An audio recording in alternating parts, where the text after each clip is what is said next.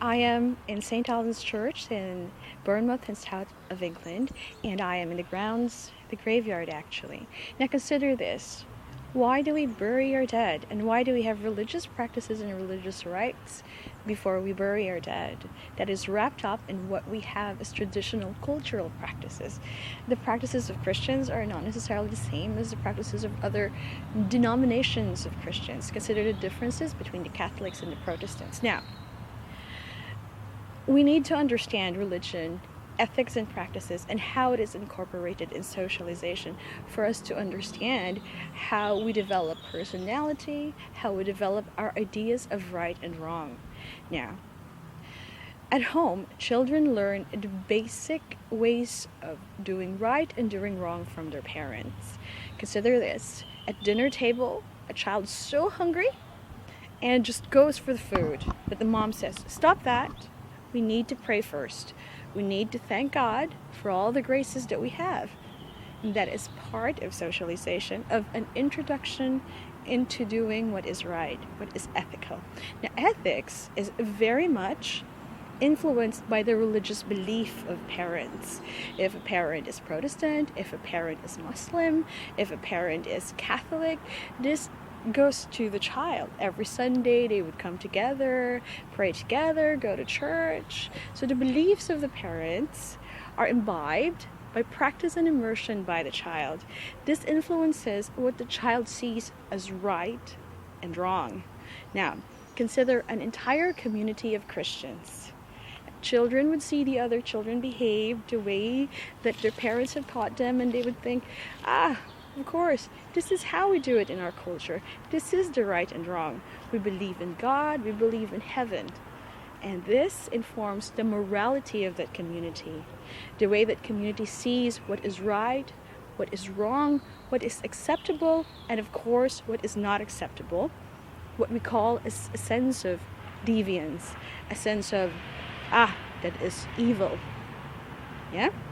Now, how does this inform law?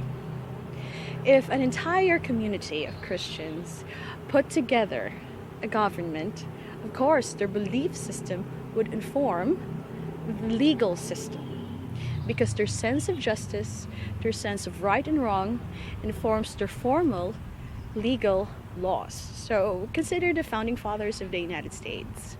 Some of them are said to be Masons, and a lot of them are deeply religious Christians.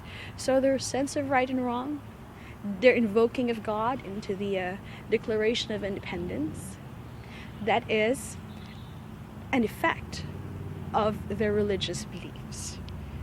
Right? Now, the following slides are going to explain a little bit more about the relationship between ethics, religion, traditions, and practices. But I would like to talk a little about practices.